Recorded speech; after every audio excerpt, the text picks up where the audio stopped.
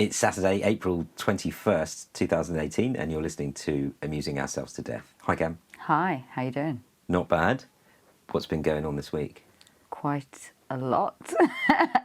Well, yeah, where do we start? We've just finished another interview, quite a big interview, I'd say, for us, talking about basic income trials in India, which we can go on to talk more about. But we also interviewed Clearborn this week. Yes, Clearborn, Dr. Clearborn of Goldsmiths College, who runs their Masters in Advertising, PR and Marketing. We asked her about her book that she's written, and AI. And neoliberalism. And of course also, because Clear is from Jamaica, we asked her how she felt about the Windrush situation. Yep, she gave quite an answer. Hopefully that will be up on the site pretty soon. But yeah, the thing that she kind of mentioned at the end of that was to do with, aside from saying, of course, all these people should not have to pay anything, not go through any citizenship test, because she said that they've sat the hardest one possible by living in this country under these conditions. And to then suggest that these people should be given a biometric residency pass. Okay, yeah, so with this, I remember I was at home watching the news, probably Wednesday afternoon, and I saw Penny Marshall of the ITV interviewing Caroline Nokes, I think she is, the immigration minister, and she said, how many people have been deported? She said, I don't know. And then she said, but I tell you one thing though, everyone is going to be treated with lots of empathy by my officials, and I can guarantee you that each person will get a biometric residency permit. And who asked for a biometric residency permit? Well, she said everyone can have one. I promise you. And I kind of thought, right, okay, I think I'm freaking out here. Are they basically saying they're going to start forcing these on people? Well, the last time that I remember this coming up was shortly after Grenfell happened, and they were talking about undocumented migrants being scared of coming forward because they felt that they were going to be deported. So these people going through trauma, they were scared of coming to the authorities. And the government then was talking about giving them a 12-month amnesty from deporting them or dealing with them. And that was contingent on them handing over their biometric ID so they could be logged in the system. Now, at that point, it was framed as, I guess, as a threatening thing. It was contingent, so you have to give up these details. But here, from Caroline Nokes, she was sounding like, I guarantee you a lovely biometric ID pass. So no one's asked for this, and from the work that we've done to do with biometrics in India and other places, there's also a lot of biometrics happening in the US at the borders and in immigration. We've got them with our passports as well. Yeah. So there's lots of people kind of working behind the scenes who are able to use this data in different ways. Our government is already reliant on a company like Palantir, which is Peter Thiel's company, Facebook founder, or early investor, and PayPal founder. There was an article about Palantir in yesterday's Bloomberg Business Week. You read it, didn't you? Yeah. What's it saying in terms of biometrics and ID and people? It was going through the company, some of the background information that some people may have already known, which was that it was begun with CIA seed money. Right. Peter Thiel has been at the helm of this. He's gone around and been involved in kind of Middle East politics and sold surveillance systems to them. He sold them in the US. But they were also talking about how this, while it was being used by kind of secret agencies, there was nothing that they could do to make it public. There was no kind of revenue model beyond this very secretive way of using the technology. And it had been around for many, many years now and hadn't figured out a way to Just databases. They've got a database. Yeah. And they're selling database sort of technology or interrogation software or something like that to governments. Yeah. Okay. Palantir. Right. And then what are the latest developments in the Palantir story? So apparently they were using it at JP Morgan. And in what sense? So they were using... The bank were using it? The bank were using it for all of the logs, all the staff logs. But basically what happened was this was now also affecting the senior managers at JP Morgan. Okay, so this is HR, right? Human resources are using it, or I can't remember, talent management, this kind of thing. They were using Palantir on their own staff. JP Morgan was using Palantir on its own staff. And so the only people who really were... It creates a system whereby there's kind of one person at the top who's able to look at everybody else. So for the first time, you were seeing senior managers who, you know, like to be excluded from being the fucking...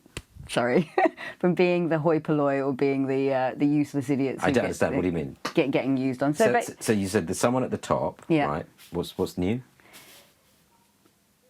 What's new is that these managers are now for the first time feeling like ordinary people who are being spied on. Oh, okay. So it's not just a little clique at the top, it's just one person. It's all like, you know, a very tight circle of people. So at the end of the piece, they were talking about how this kind of realization that this would mean that we all become suspected criminals because everybody's log can be searched, all of our data can be used to make inferences, and managers can use it in such a way. Now, this is something that Usha Ramanathan had said to us about the biometric ID card in India, and she said it was really disgusting, actually, to see the state treat its own citizens in this way, where they were saying, oh, if you don't give us all this information, then you are a terrorist, or you're a fraudster, or you're trying to hide something. And we hear that line about if you've got nothing to hide, you've got nothing to fear. That's used really, really widely, except if you go up to someone and go, give me your password, let me have a look at all your intimate details, and then allow me to publish it in any way I wish, cropping whatever I wish. They would never do that. So it's kind of, you know, it's a terrible, terrible line. So what you're saying, there's a double standard on privacy? Yeah. So Usha Ramanathan was saying it's turning us all into suspects, and also if we have a look at who's committed the biggest crimes in society over the last 10 years, it's all big corporations who, as we've talked about, are the guys who remain secret, and it's turning the view on the public like we all need to expose ourselves. I think for people who are working in corporations, possibly it would have been middle management who used this stuff quite a lot in order to, say, you know, in the cases when they do that, bully their staff, you know, just make things a bit harder for them, quote the stats.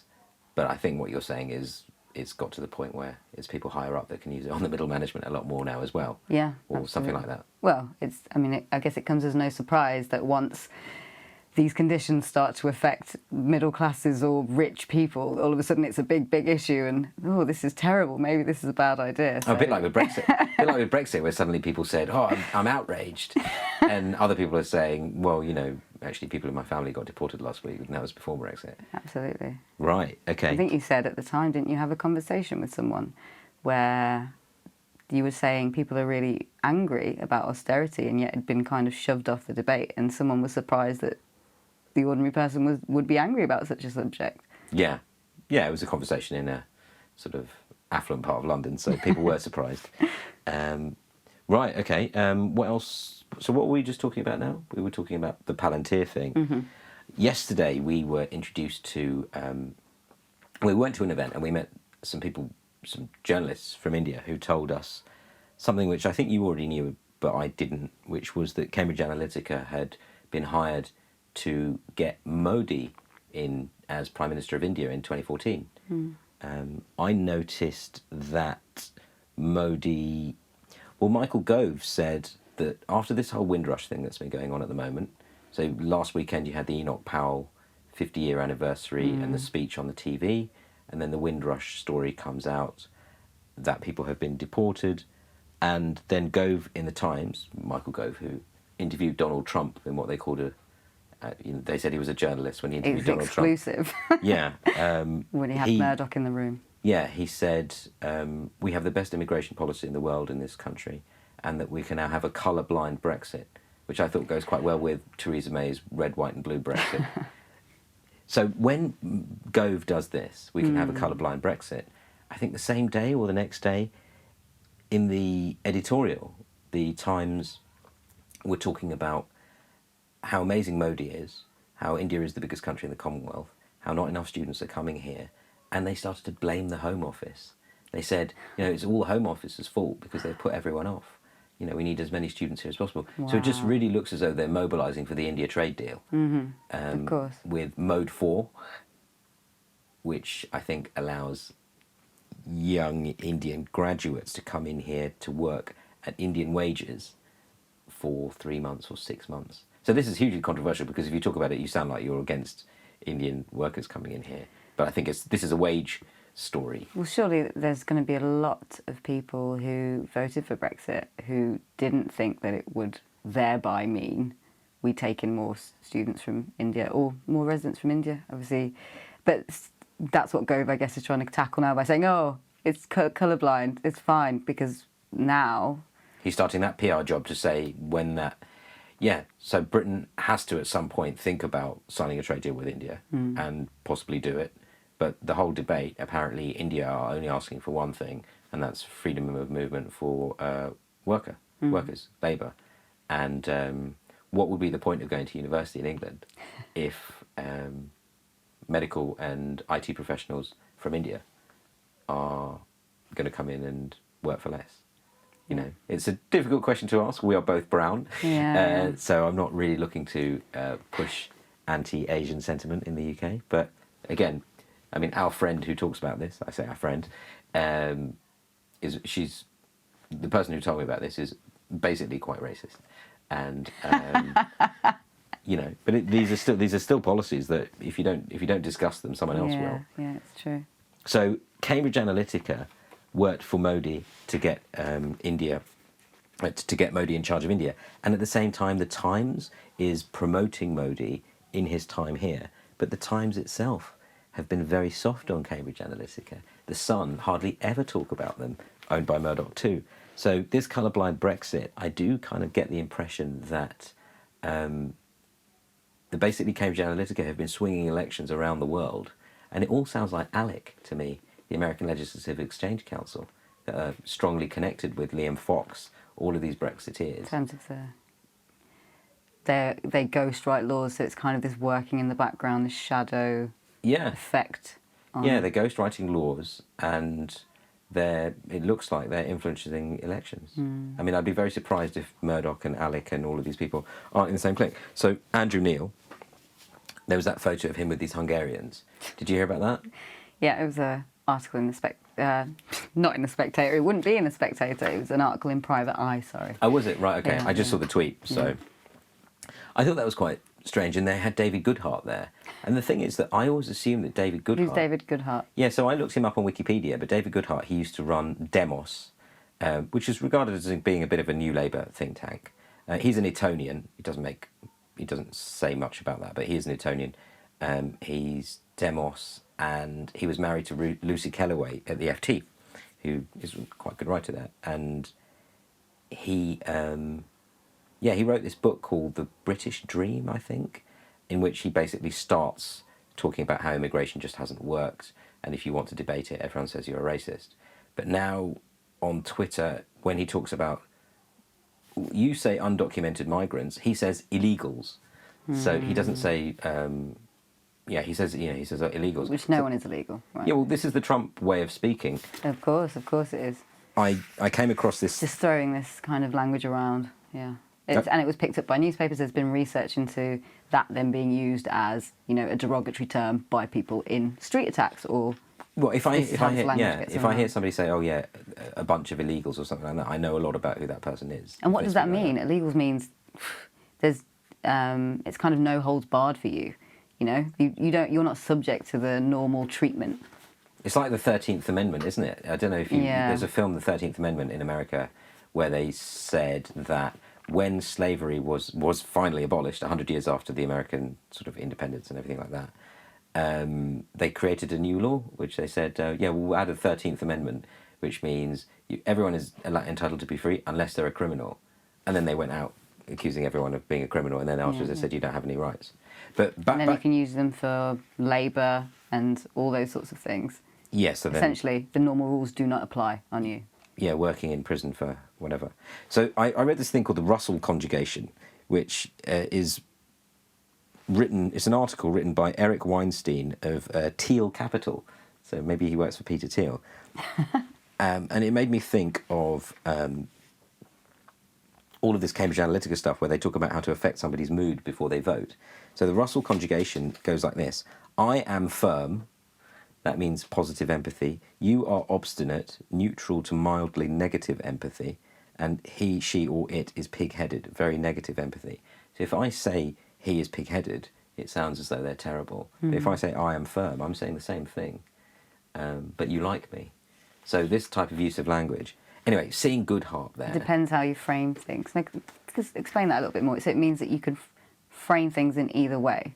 Yeah, well, what they say is that you've got the factual content of the word or phrase and the emotional content of the construction. So you might be saying exactly the same thing, but you can slant it off in one way or another. And so when Goodhart uses illegals like that, I just think, would you have written like that when you were working for Demos? Yeah. Because he likes to parade himself as being some kind of a liberal. The framing also sets how that subject is discussed. So a while ago we did an interview with a psychologist who was talking about seepage in the climate change community. So how climate change denial affects climate scientists and how they might tone down what they're saying because they're worried they'll get a backlash. But his central point, he made a big point about framing. So he said, in the US, if you talk about tax and you talk about it as a civilization fund that pays for our roads and our things that we need together, then you can talk about it in those terms. But if it's framed as a burden and you're the first person you get in and you frame tax as a burden, then everything you talk about has to be about lifting this burden off. And so you have, in the US, the Republicans will often talk about tax burden. Oh, this is too much of a burden on us. So if you get in and frame it in that way, then the other side might have to respond with saying, how do we alleviate that burden, rather than what that tax is actually for. Sure, yeah, almost.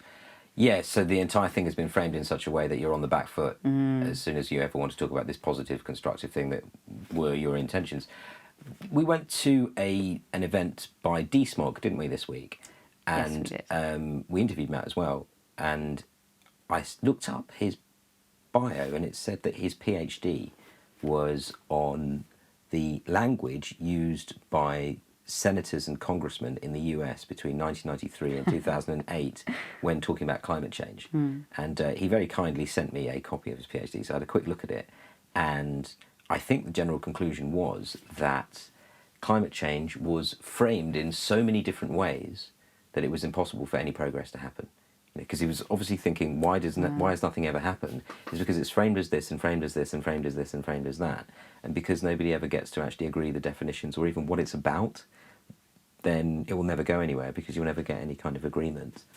Obviously, you've got everybody disagreeing and lobbying against it anyway. But Yeah. Wasn't it Frank Luntz? He's like a pollster. yeah, they mentioned him here, actually. He changed the framing. He wrote to Bush to say, stop using global warming, use the words climate change, because global warming, in your head you can imagine what's happening, whereas climate boiling change, frogs. you know what's going on. It's an activity that's moving towards us getting hotter. You understand that as a concept, whereas climate change is very ambiguous. And does it mean the weather changes? Does it mean the earth is it's very ambiguous, and so Easier to defeat. It really takes out the meaning of it. Right. And yeah. Because they used to have greenhouse effect as well. Yeah, so it was interesting going to that. Back to Goodhart. From what I understand, when I looked him up on Wikipedia years ago, because as soon as he became annoying, I decided to look him up. And I'm sure he's Jewish, at least of Jewish background, because it said that his there's a top central banker called Charles Goodhart, who's written a lot of very interesting ideas about how economics should be working and decision making at the highest levels. But it said that they were both descended from the people who set up Lehman Brothers. Right. And so I just find it so strange that, somebody who, his ancestors are basically from America, they're not from here. And he's hanging around with those Hungarian guys who are anti-Soros. He's from a Lehman Brothers family, and he's hanging around with people who get into power and start talking about Soros in that sort of way. So let's explain that the picture that it was Andrew Neil had gone to a Hungarian think tank that was very pro-Orban, who has run a very anti-Semitic, he's just won an election. Islamophobic campaign and won an election, has been congratulated by Boris Johnson and so on. And yes, David Goodhart was at that event. Yeah, I wonder if they even need Cambridge Analytica with the types of things. I'm sure they'll chip in. But I know Cambridge Analytica went to Nigeria and they lost. They wanted So just this whole idea of them being everywhere and using these different techniques, whether it's Cambridge Analytica, Andrew Neil, all this kind of stuff. I'm not saying that we should be going around acting as though we're conspiracy theorists and everything, but when you see so many little bits of evidence, it's just good to know. I mean, this is a very, very sensitive time with the Enoch Powell speech being... Yeah. Actually, somebody told me that 50 years ago, when he did the speech, that it was the local elections in '68, straight afterwards, and it was a landslide to the Tories. And I always assumed that was just because there was a lot of inflation, the pound was dropping and things like that. But I got told no, it's actually because of the Enoch Powell speech. So he was the 1960s version of Cambridge Analytica. You know, he used fear. Tapped into the psychometric profiling of his audience. Yeah, exactly. He used fear in order to get everybody to essentially vote Tory, you know, to go against immigration. And I think, yeah, now we're dealing with that. What should we talk about next? I don't know, what's on the list? Joe Johnson and Amelia Gentleman.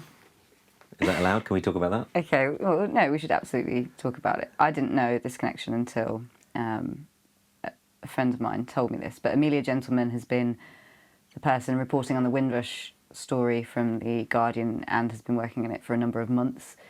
She was the original one to report on Albert Thompson, I think, who was denied cancer treatment and has been here for 50 years and was kind of one of those, and then had to pay £54,000 for cancer treatment. I think finally the government has said that he will not have to pay, despite the fact, I think Theresa May said in Parliament this week that he's not going to have to pay, except Albert Thompson had not been told that.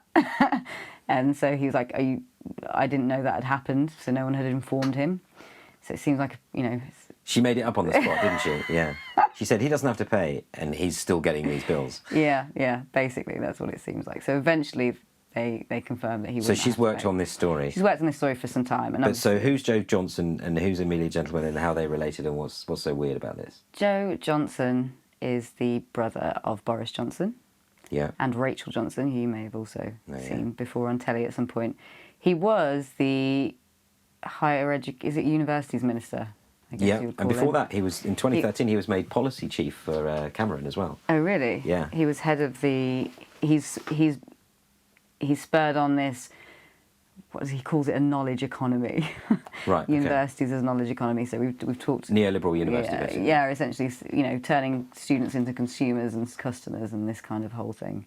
Yeah, he wanted more competition in the higher education. Yeah. But in terms of him and his wife, she's doing all of these things, Amelia talking Gentleman about is, Windrush, yeah. and then Amber Rudd is acting like this is all news to her. But yeah, they're basically saying we didn't know about any of this. We didn't know about any of this. Well, Amelia Gentleman must have been working on this for ages.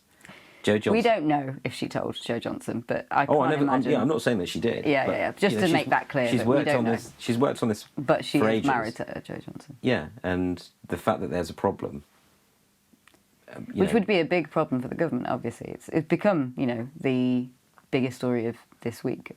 Well, my thinking is this.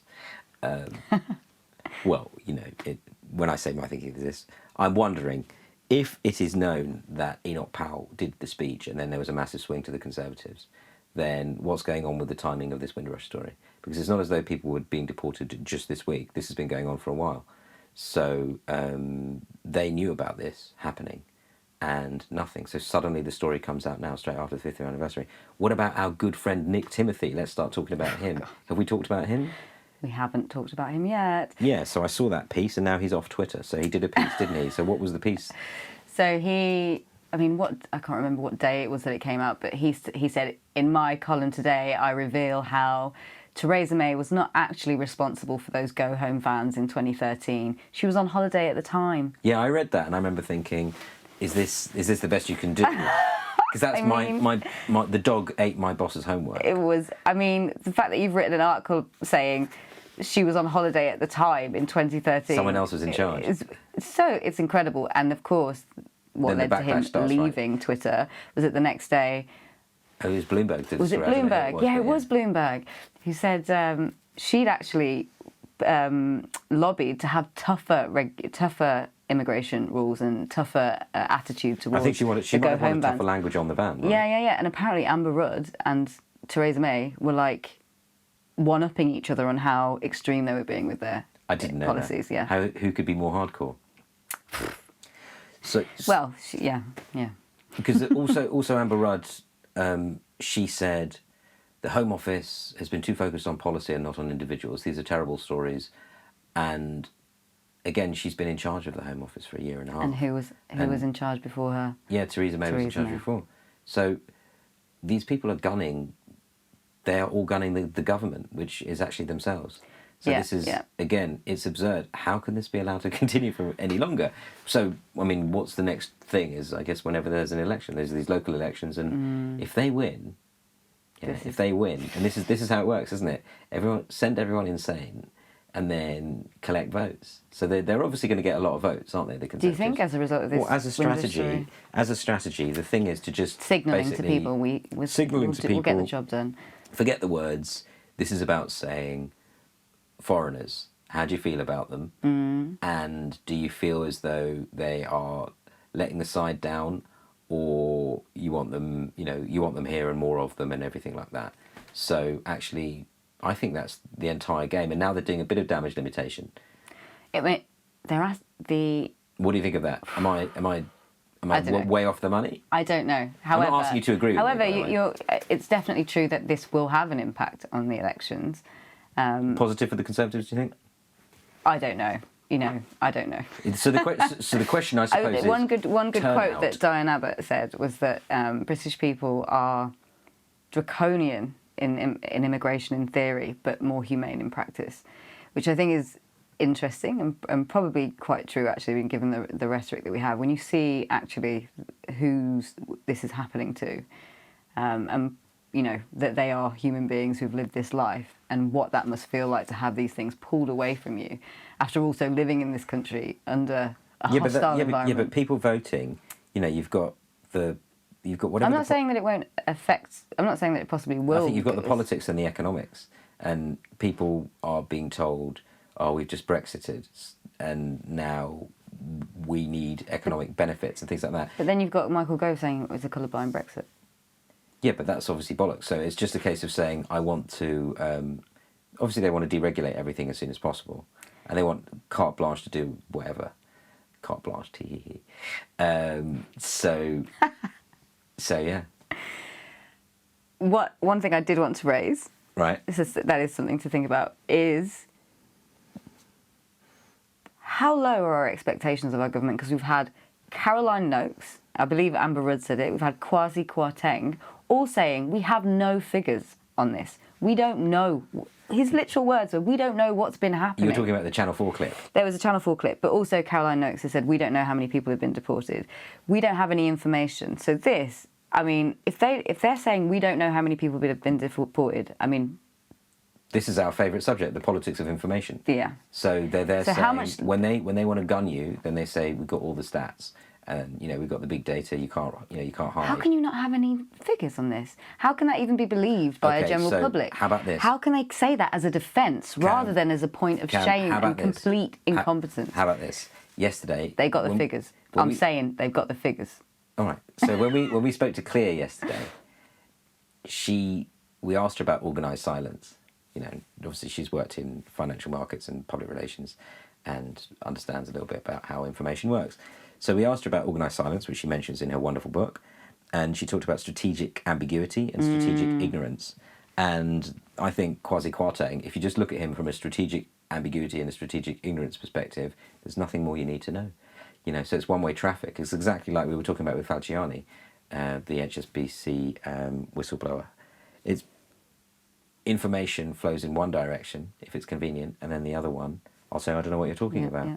So he's basically said, I haven't seen the evidence, we don't know any numbers, and yeah, obviously the numbers do exist. Bearing in mind that immigration has been one of the biggest issues that we've talked about, the hostile environment has been a massive part of this government's You'd think policy. They want to show off about the numbers of people they've deported. You'd think they want to be like, can't wait to tell the public about what we've been doing. Yeah, we've got the numbers down. But yeah, so then to turn around and go, we don't know what's been going on. And who are they blaming when they say that? Are they blaming Home Office officials? Are they blaming who's not briefing them? Yeah. Are they saying, oh, it's something to do with the database? Like, so they need to be given a harder time. And the thing is that... And who's resigning? But also they need to be seen to be being given a harder time, but in a way that's effective. And unfortunately, whatever anybody says, I just don't really see that happening at the moment. I don't see that happening. Yeah, I mean, I think we're probably doing okay at that, but, you know, we are obviously barely perceptible. It's pretty unbelievable that no one... This is one of those situations, it's pretty... if you see the accountability of government, this is one of those situations where all the people who are responsible, Amber Rudd, Theresa May, are very visible. They should we know who they are. We know who they are. They're the Home Office secretaries, and no one is stepping down.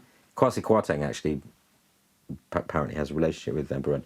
So it's interesting how they're all there, sort of pushing a very similar line. I don't know. Even I'm going to blame the Home Office. And we don't know the figures, but what we do know is we are going to give you a biometric residency. Yeah, and then card. Theresa May was saying something along the lines of, what did she say? Oh, these people have rights or something like that. And then she tried to blame the Labour Party, didn't she? Yeah, of course, at PMQ she said that decision was taken under a Labour government in 2009 to destroy the landing cards, despite the fact that the Home Office had released a statement the evening before saying that it was a UK border agency in 2010, and they confirmed it later. I think Kate Ossamore asked for a correction. So she basically lied in Parliament. I mean, again, accountabilities. What's the point of Prime Minister's questions if you can just make stuff up on the spot? Like, where is the accountability here? I feel as though you're taking a very defeatist and disempowering line here, Cam. No, I'm saying they should be given a harder time, you know? What's going to happen as a result of this? I'm angry that journalists are putting up with them saying we don't know the figures. That's impossible. Oh, I see. Well, on that subject... Ask them, what's going to be the result of this? On that subject, could you tell me a little bit about what Owen Jones has been doing this week? Right, yeah. Try not to say too quickly, because I'm, I want to follow you. Well, Owen Jones, I think it really started from a tweet, but I think he did an essay, basically suggesting that the media, from his experience, is generally a cult. There's a lot of groupthink. There's a lot of people from So this is Owen Jones from The Guardian. Yeah. And so he's saying, that the media is not a very open environment. Absolutely. Or diverse. Exactly. It doesn't have... there's lots of nepotism, there's lots of buddy network, and there's a lot of groupthink, and he, has experienced that as someone who's on the left, right, who's gone into these places. Now, the reaction has been, Tom Mills described it as surreal, and it is surreal, is that you had this kind of outpouring of journalists lining up to go, I went to a comprehensive school, and I worked for many, many years and got into the industry, which, look, I have nothing but respect for people who have come from a working class background or come from a minority background and have succeeded in the media industry given the circumstances. But 90% of us went to a state school, right? It's not... That's just normal for all of us. But the way that they're going, I'm this person, I did this and this, showing that they're like... amazing. So as if they're disproving him. Yeah, essentially. What you're saying is not true. To what degree are you actually showing? It's interesting because you can't have a collective sending a tweet, right? So if I send a tweet, I'm not doing it on behalf of every other second generation Sri Lankan Tamil. It's just me, in my opinion. And so if someone sends a tweet, they can't say, "Oh, I went here, and I went there, and I went there." They'll just say that. Owen Jones did go to Oxford or Cambridge, didn't he? He went to Oxford. Yeah. He did. And so imagine that you're someone who didn't, and you are one of the people he's talking about. So somebody could just say, well, you know what? Journalism is all about my opinion and how I write and, the news or whatever it is. But so I can see why some people would do that. And then afterwards, it would feed into the type of camaraderie that he's critiquing there, wouldn't it? They would just say, yeah, and I'm not the only one. There is plenty of silence from people who have obviously gone to private schools and so on. But also then come the defences that our media is a meritocracy, through Robert Colville, I think he said that, who's from the CPS, Centre for Policy Studies think tank, which is we have had study after study after study. All the evidence shows that we are an elitist country. But hold on, when you say the background of the people who work in our media are from very, very similar backgrounds. when you say it's a meritocracy, though, I've got to get you on this one because you know where that word comes from. Go ahead. I only recently, not too long ago, found out. So meritocracy was a word that was invented by Toby Young's father. Oh, God. He wrote a book called. No, but he sounds like a very impressive man. I think. I know, yeah, but I just generally recall every time I hear Toby Young's name. Fair play. So Toby Young's dad, I think his name was Michael Young, and he wrote this book called The Rise of the Meritocracy, or something like that. And it was a satire, and it was set in the future. And I'm not sure, that the meritocracy that he's referring to. So who does set the rules? Let's say you have civil service exams, or you have, how do you say, oh, this is the best? So just coming down to measuring something itself, setting the guidelines, the criteria, and all that sort of thing. It's a bit like the IQ tests.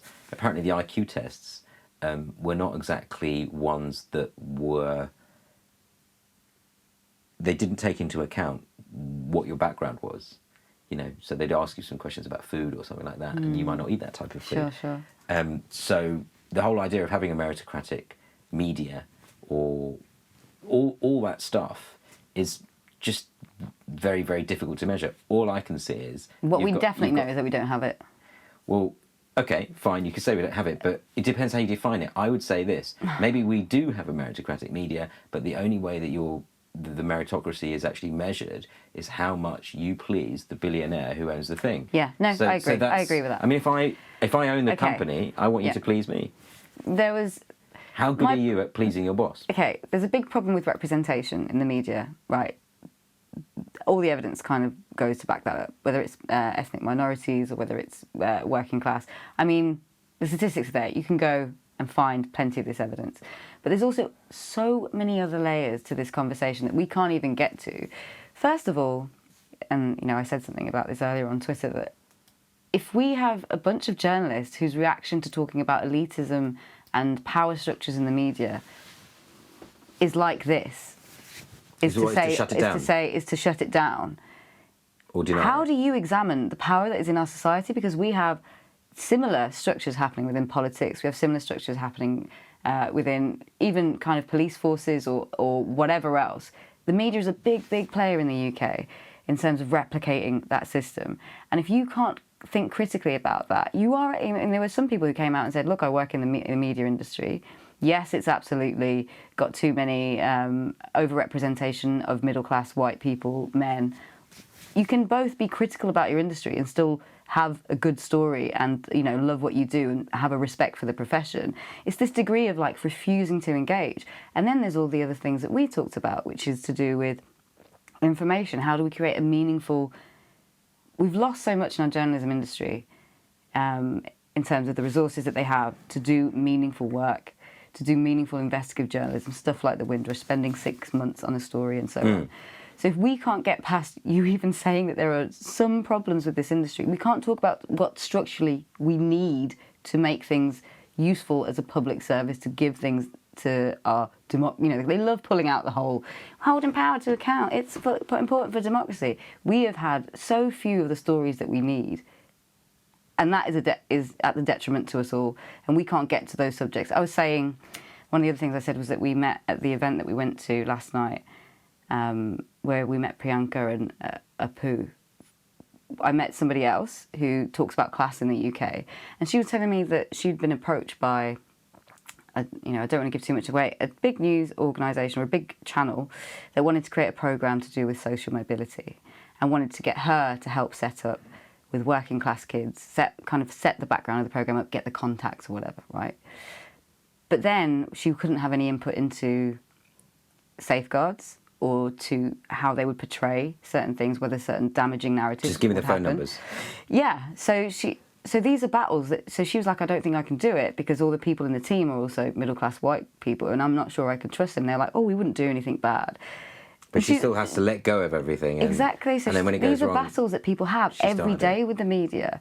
So when you push off these kinds of arguments in this way, it means that we can't talk about it, and yet every day people are having to put up with this working class people having to be worried about how they get represented in the media. The hostile environment is to working class people and not the powerful in society who have PR people who call them up and say, will you mind running this story?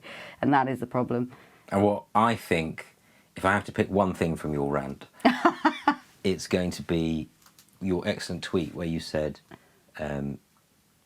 if you can't even talk about what's going wrong in your own industry, how on earth are you going to notice anything that's going on with corporate power generally? Exactly. Which I thought was very good and concise, Cam. Thanks. So what about, one thing I noticed was Lance Armstrong. Oh, yeah. He's just been fined $5 million, and that's for doping. And I think it was the Department of Justice took him to court, and they were sort of suing him kind of on behalf of the US Postal Service because they sponsored his team. What I thought was interesting about this was, by the way, it does have everything, doping, privatisation, possibly, we'll come on to that in a second, but Floyd Landis, who, you could call him a snitch, you could call him a whistleblower, but either way, he was in Lance Armstrong's team, and he was doping too, and he's the one who blew the whistle. Right. So he got payout of $1 million, and he had his $1.65 million costs paid as well. Now, we were talking about incentivizing people to blow the whistle, or whatever you want to say. Let's say there's a lot of risk, there's going to be an accident, you want that to be reported. And it looks like a lot of our audit structures and things like that, look at Grenfell, look at some of these other things, they're not working that well. And maybe we need to think about having some kind of an agency for whistleblowers to be able to actually say, we think there's a problem, let's report it. So what do you think of that? Are you suggesting that Floyd has, I guess, been paid this $1 million, but he was also a part of the doping scam for some time? Yeah, exactly. So I suppose I've got a fairly... Everybody would be the same for Chris Wiley, wouldn't it? He was a part of the Cambridge Analytica stuff, but then he spoke out. Obviously, we're friends with people who know Chris, but I think that other people told me, he should be in jail. He's been participating in social engineering. He knows what he's doing. He was definitely a big part, he was a part of that world, and he lived that world very much so. He wasn't... So Chris Wiley, this is Cambridge Analytica, one of the programmers, the gentleman with the pink hair. I understand why people are angry about it. It's interesting, I guess. But do you think he should be paid money for blowing the whistle? Or do you think he should be... it looks like in this case he doesn't mind. Yeah. Because he's so clever. He's never going to be short of work. But he's obviously done this for, I'd like to think, either moral reasons or to make sure he doesn't get into trouble. But do you think they should get into trouble? The guys that have done this? Cambridge Analytica? Essentially, I think no, because I think the premise of rewarding whistleblowers for coming forward, the system already incentivises bad behaviour so much that I don't think that this at least works in our favour. And we need to encourage people to speak out and feel like there is a reward for doing the right thing. So you do think that people should be paid? I would be happy with him getting... So you think it's good that Floyd got paid $1 million? He was doping with Lance, and then afterwards he got payout? I have no problem with it. What about you? Well, I can see that it's... all the other cases I can where see that it's going to be a problem selling the idea, because this is the whole thing, But it already happens in the US, doesn't it? Yeah, in the financial industry. I don't know enough about it. I did a blog post, which obviously will be read by no one, which I sort of spoke about this. Well, there's been research into it, and it said that incentivisation of rewarding financial whistleblowers who speak out about fraud in a bank has been extraordinarily successful with worldwide impact. Because remember, these are massive Guess frauds. how much the biggest whistleblower payment out Oh, God, tell me. Well, I think it's $112 million. That's a lot. Like I said, I Googled it the other day and I put it on my... I'm ready to speak. Yeah, well, you've got to get in there first, Cam. You've got to get yourself a job working for a Swiss investment bank or something like that. Do a bit of... I think that was about tax. So I think that was about... that was UBS, and that was somebody in 2012 who got paid $100 million because he was helping the US collect tax. And so, to do with... Right. Swiss banks.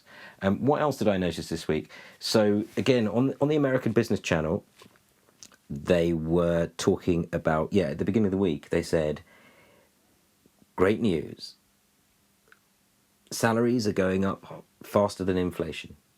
And so they said, household wage squeeze is over, and stories like that in the Mail and the Sun. And that's all sort of frontline tabloid stuff. But then on the Business Channel, the chap, Oliver Harvey from Deutsche Bank, he said, yes, it's good that prices are going up, the living wage is coming in. And then he said... With minimum wage. Yeah, sorry, he said living wage, I think he said, but yeah. I know they're calling it the living wage now, but it's still the minimum wage. Yeah, £8. No, it's still the minimum wage. Yeah, good point, yeah.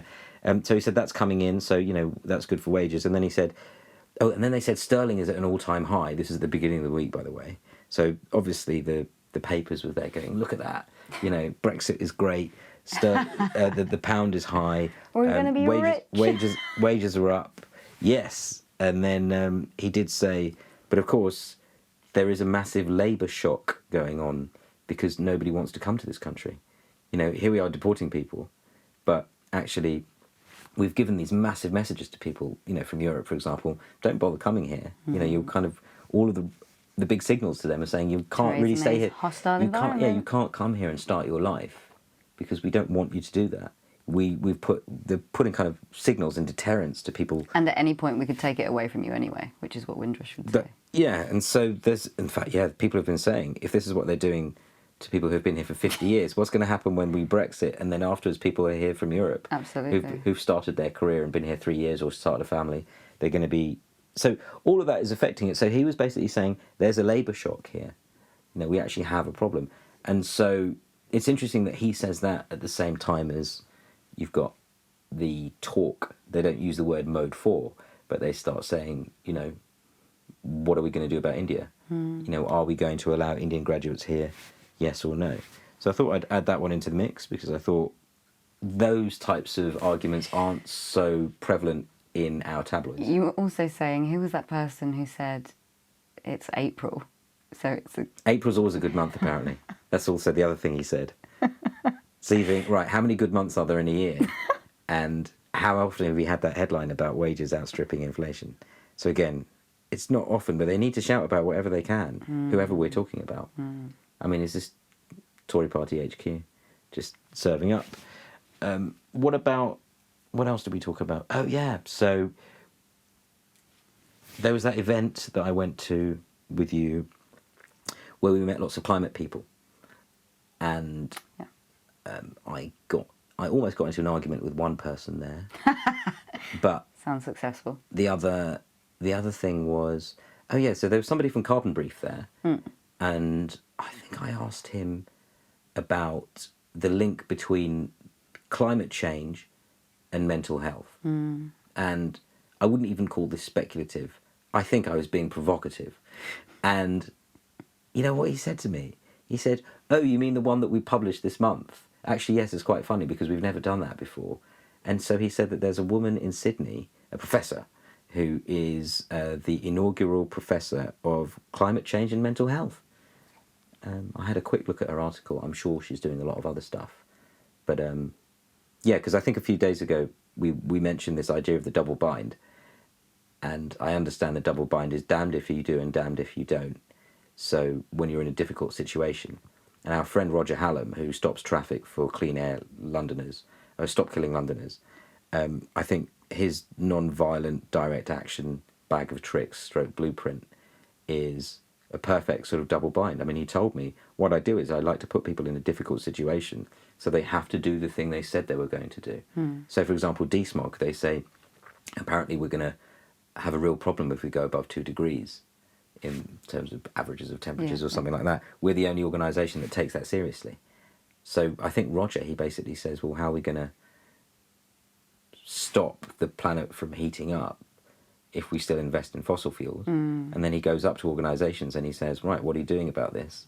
There are big promises being made, one by the global governments and one by you guys. Are you making that promise? Well, what are you going to do about it? So I think he's trying to force these promises and he puts them in a difficult situation because he's in a double bind. If he speaks out about the latest science and then he does anything about it, he gets arrested. And so... But it is them breaking the law in the first place, or the promise. Yeah. So you have these broken promises, and when he points them out, I think he told me he's been arrested many times for many things in the past as a peace activist. But the other thing is to actually change the culture. He says he wants to change the culture so that it's not a big deal for someone to be arrested. And I said to him, yeah, but you're white. I'm not up for that, mate. I don't really want to get arrested and then put in jail because I'm a bit more worried. I don't know. But obviously everyone's worried about that sort of thing. Yeah. But that's him taking advantage of that to sort of pointing out the contradiction. And so, yeah, apparently the person really who came up with important. double bind, was Gregory Bateson, and it was in relation to research into schizophrenia. He basically said, if you're in these difficult situations where you have a contradiction and you can't get out of it, then you're going to go mad. And so I think the argument is that we're all going mad because we see this information and we don't know what to do about it. So what should we do, Cab? Well, I think, gosh, that's a massive question. Should we finish? I think that's something to think. I think, right? we're all going a bit mad, maybe. I think talking does help, though. Oh yes, no, good point. More of that later. Thanks very much. For joining us. Bye.